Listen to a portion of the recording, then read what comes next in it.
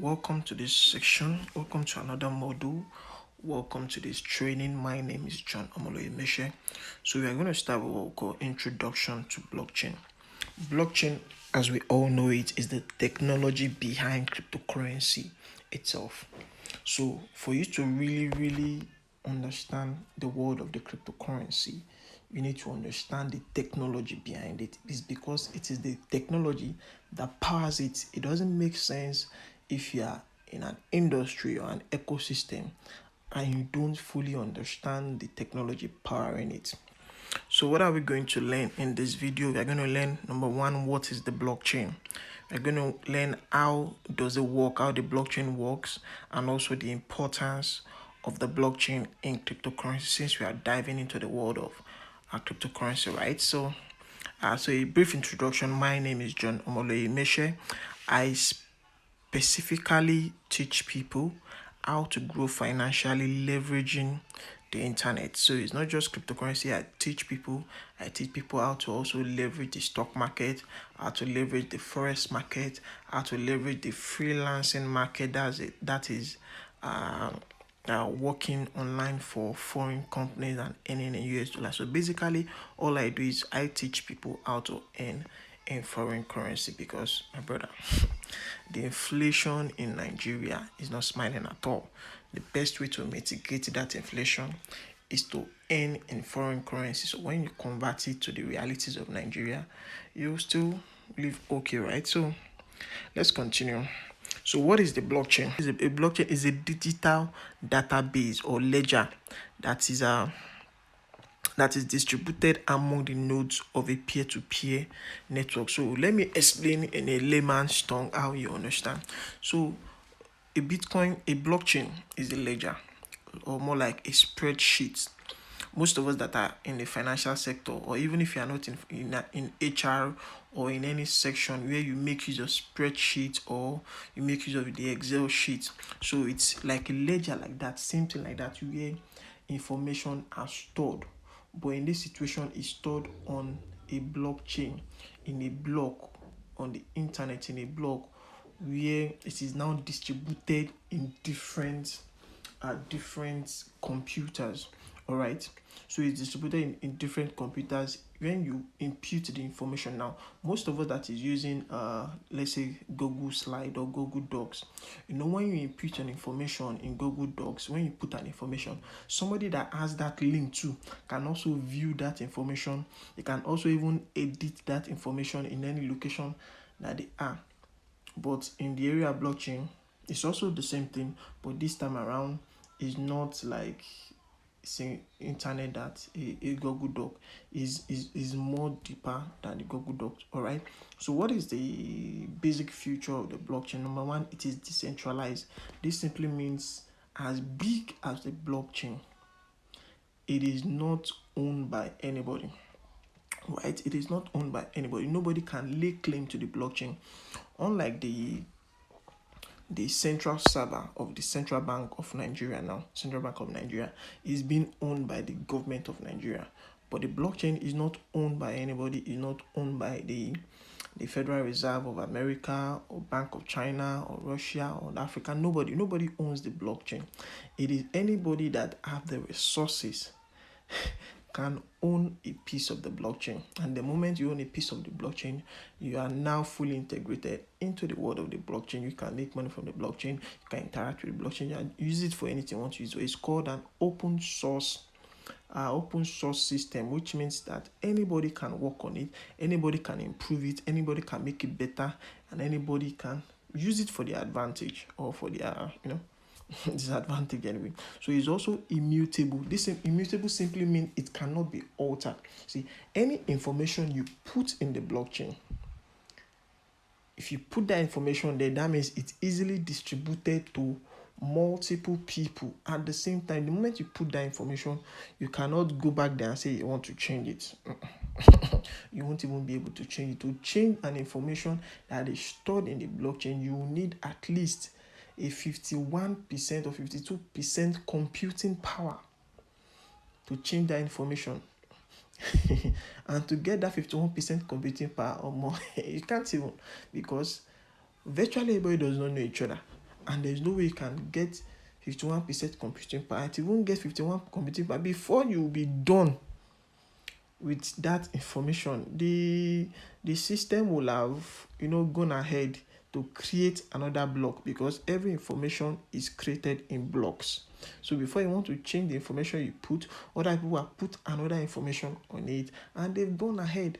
And when they've gone ahead in putting new information on the blockchain, if you change the information you are trying to put on that blockchain, the other ones that have gone ahead will not recognize that information anymore. So they will reject it. So by default, you can't even alter anything that is placed in the blockchain. That is why people are saying that the blockchain can be used to do what we call election, free and fair election. Why? Because nobody can change the blockchain. It's decentralized.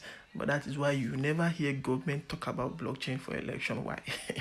Because they can rig the election or anything. So number three is also very secure. You understand? It's immutable.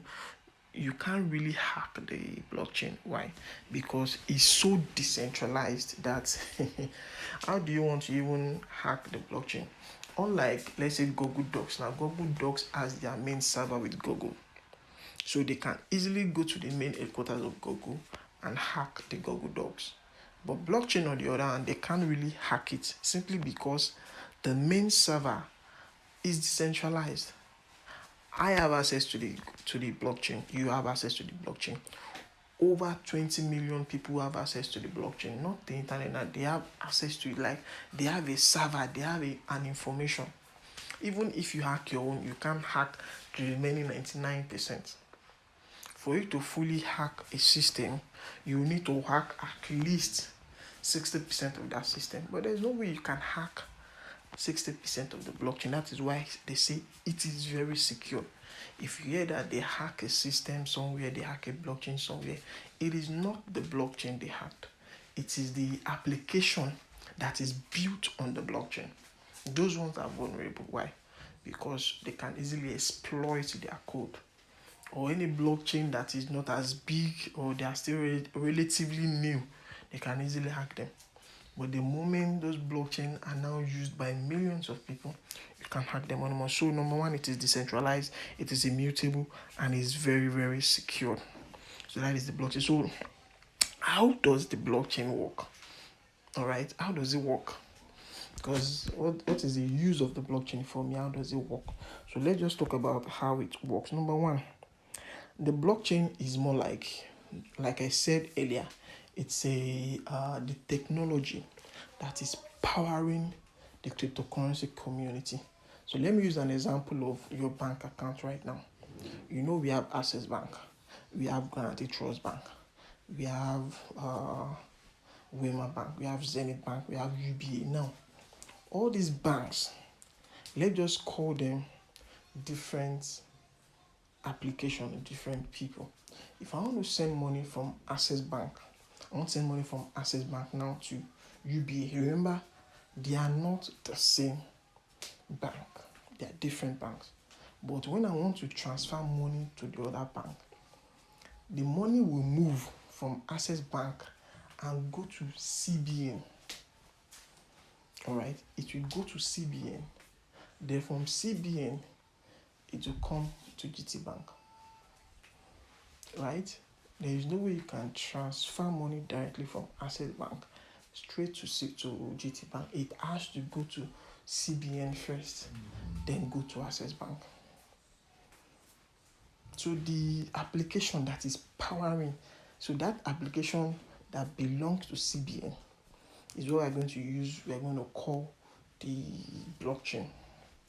The blockchain is the operating system, is the technology that powers the cryptocurrency. So if you send your Bitcoin, you send it from myself, from John, and I want to send it to you. So when I send it, the cryptocurrency, into the blockchain now sends it to you. So a new transaction is entered. That's from me. The transaction is then transmitted to a network of peer-to-peer computers scattered around the world, which is the blockchain. Then the network of computers then solve equation to confirm the validity of the transaction. Then once confirmed to be legitimate transaction, they are clustered together into blocks. That's the blockchain. Then these blocks are then chained together, creating a long history of all transactions that are permanent. Remember I said anything you put in the blockchain is there forever. You can't change, that are permanent. Then the transaction is complete. So this is you in a transaction up here. Then this is me. The transaction is complete when you are sending money to each other.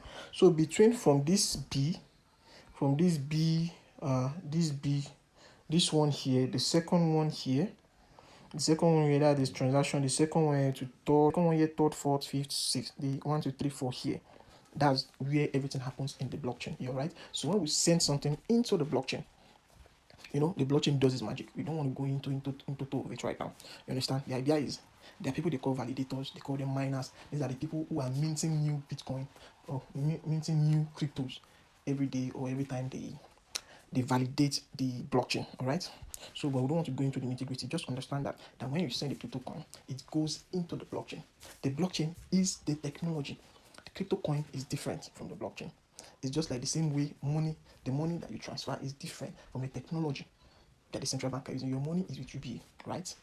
If you want to send to somebody in GT Bank, what happens in the middle is that the money you sent, it goes to central bank. From central banks, it goes to the guy's account, right? Under that means it can happen under 10 seconds, 5 seconds, 3 seconds, depending on the connection or the internet supply at that moment, all right?